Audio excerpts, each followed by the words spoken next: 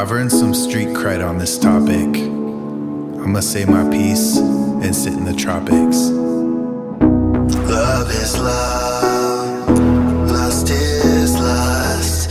Sometimes hard to see what is what. Do what you want, nothing is wrong between consenting adults. There's no agenda for. Well, hello and welcome to ILoveGay today. And we are with my friend I haven't seen forever, Paul Robert. How are you, Paul?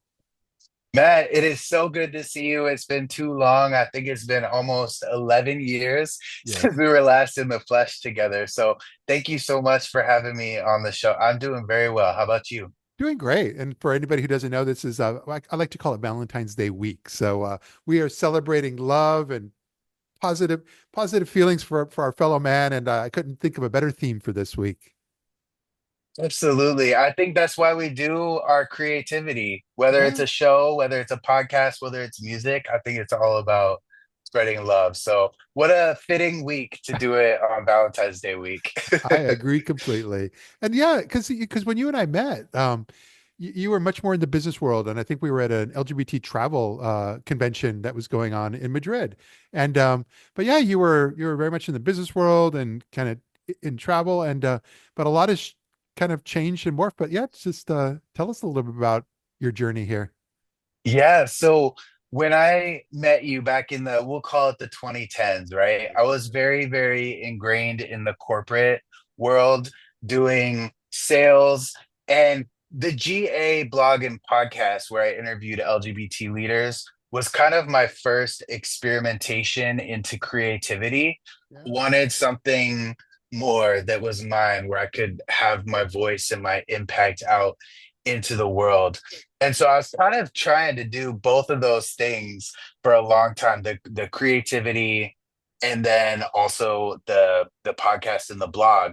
And it was such a rewarding experience. I learned so much about technology, got to meet amazing people such as you and everybody that was with us at the IGLTA, Yeah. and just the people that I would talk to regarding the project really, really warmed my heart. And sort of got burnt out. I lost a little bit of momentum later on, a few years later, and I started to write songs. Yeah. And a trip up, I went through some things, made some mistakes, and I kind of took a pause back from everyone. Yeah. I took a pause from the corporate world. I took a pause from the creativity.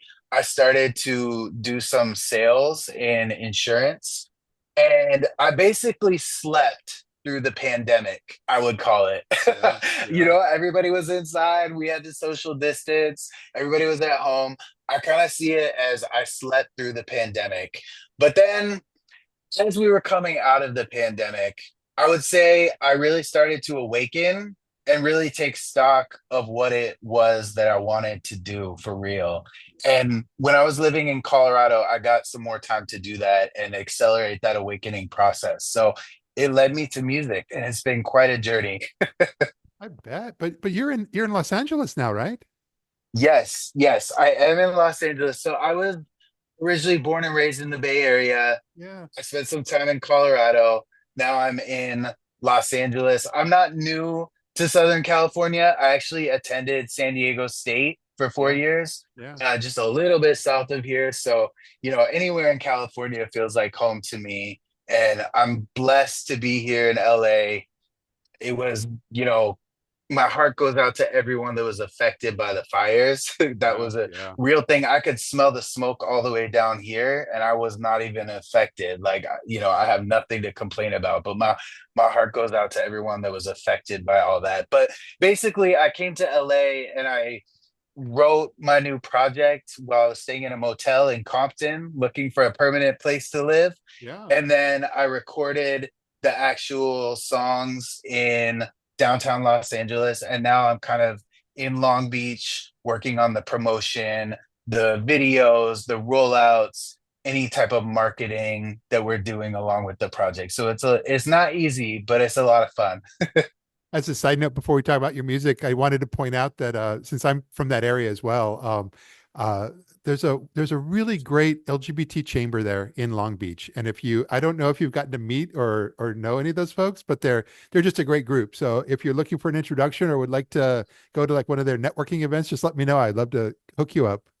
Absolutely. I will follow up with you. You know what is funny, Matt? So a few weeks ago, actually decided to go to the LGBT center. I was going to talk to them. I was going to see what groups were going on, just talk to the people, and Yeah. engage with the community. And what happened was they were actually closed because it was during the fires. And so Okay. they were closed. So I know they're back open now. I should probably stop by, but maybe I'll hit you up for an introduction before I go in. That would be wonderful. Absolutely. But yeah, you've got a new single that had just come out last month and called Smashed Up. And it seems very Yes, appropriate and not only as a great LGBTQ theme, but very appropriate for these times.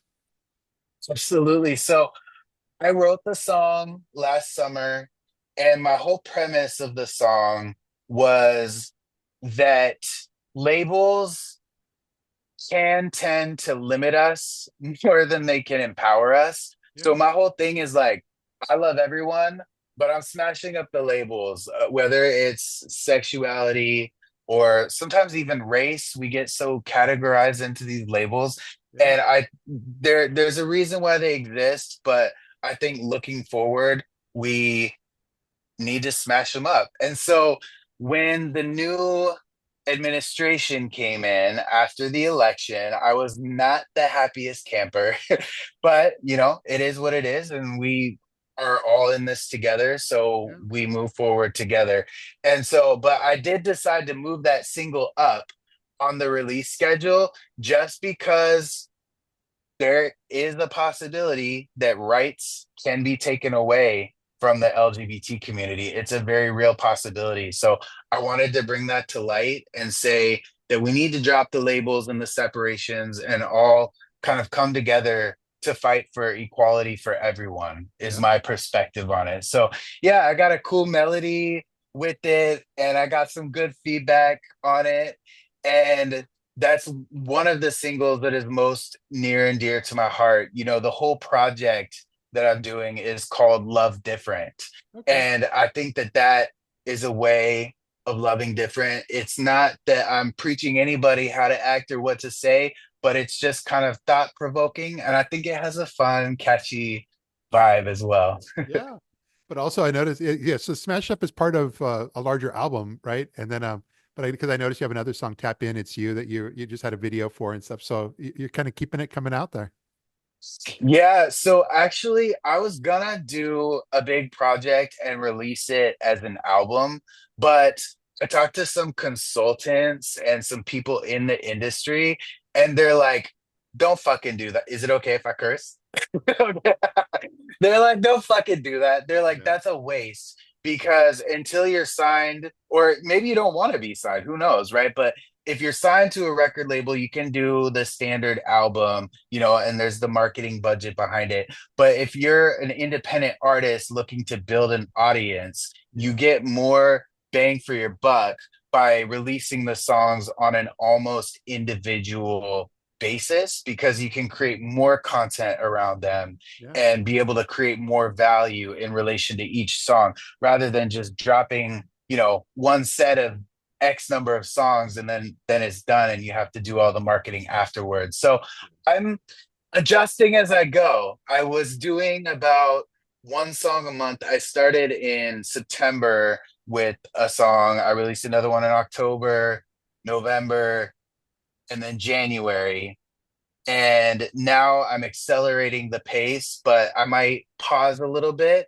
It's just making sure that I can keep up with creating the accompanying videos and content that can go with the songs. Because I always joke when you're an independent artist, it's not easy, but it is fun and it is worth it, I believe. But I always joke that when you're an independent artist, you are everything. You are the product, you are the songwriter, you're the marketing, the human resources, the technology, you're all of it. So you're trying to basically understand where to put the action, where the action is going to make a difference. So it's fun. It's kind of like starting a business in a Yeah. way, you know, Yeah. and it's an investment of time and resources, and it requires a lot of belief. So I think it's a very exciting journey. Well, no, I could, but you're doing the right steps. I noticed that you're on all of them, Spotify, Apple Music, and so forth, Amazon. So it looks like you've done the right work as far as really making sure that you've got your bases covered. Oh, thank you. Yeah, it was a learning process just to understand how to get into all those stores, right? Like Yeah. all of it takes time. So yeah, it's a message of love. I really enjoyed doing it. You know, when I started 2 years ago, really diving into it, I was pretty bad. I was a pretty bad songwriter. You know, my vocals were not the best quality. I wasn't working with the best equipment. I hadn't grown my skill set yet. So it really was not up to par. But, Yeah. and I never would say like I'm better than anyone else. I'm just being me, you know, but I've grown my own skill set to elevate the quality of the recordings to a better level. So yeah, it's a work in progress always.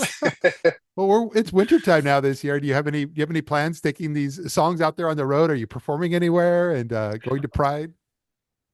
Um, there is this one hotel that I might be doing a set at. I'm talking to a couple of people about setting that up. Yeah. I am open to other opportunities to perform. So I've actually been rehearsing my Yeah. sets. Yeah. So I have this equipment here, like wherever that I can take wherever I am if I have 30 minutes and I just want to sing my songs. Or I also rented a recording studio in Long Beach to test the microphone. Because basically, what happened was when I was still in Colorado, I did an open mic night and it was okay. But my Yeah. vocals, I'm going to keep it real with you, my vocals were not up to par. Yeah. But the reason for that was partly because I had never sang on a microphone like where I wasn't monitored in my ear before. Like it was just me, the microphone, and the speakers to the crowd. So it was like I just wasn't, I hadn't rehearsed. So yes, I absolutely am looking forward to in the future, hopefully Yeah. sooner rather than later, being able to do that. And so I got a little more rehearsing to do, got to get my songs rolled out, but absolutely want We, to do that. we That's got to really get you cool. into Long Beach Pride. You need to be on the stage. Yeah, oh, I would love that. Yeah. Yeah. I love all Yeah. this. But mostly, I'm just really glad that, 'cause, like we both said, we haven't seen each other in years. And it's just been a great opportunity, not only to kind of reconnect, but kind of for you to be able to kind of share a bit of your story with the world out there. And so I'm really glad we were able to get Absolutely. together this way. Me too. And I really, really appreciate the opportunity to Thank you. you are always good energy, always good to spend time with, and just you taking your time out of the day to give me this opportunity and be able to talk with you and your fans. I'm very grateful. Well, thank you. Well, most important, I look forward to seeing you again very soon. Absolutely. You too, Matt. All right. Take care now. Take Feels care. good, so good, coming back again.